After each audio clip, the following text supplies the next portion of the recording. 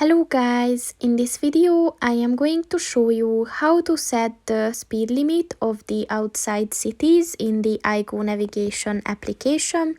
But first I just want to mention, don't forget to subscribe to my channel, because at 10,000 subscribers I am going to show you my whole YouTube revenue statistics and growth strategy, as well as how to make money online. Let's jump into it.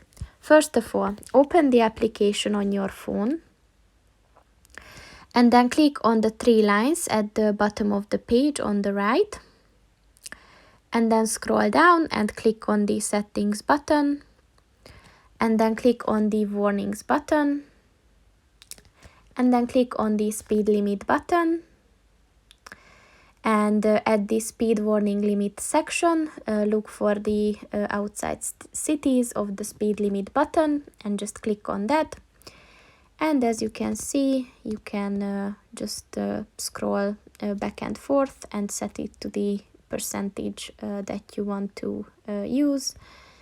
And then just close it, and as you can see, it is changed. So that's pretty much it for this video, guys. See you in the next one. Goodbye.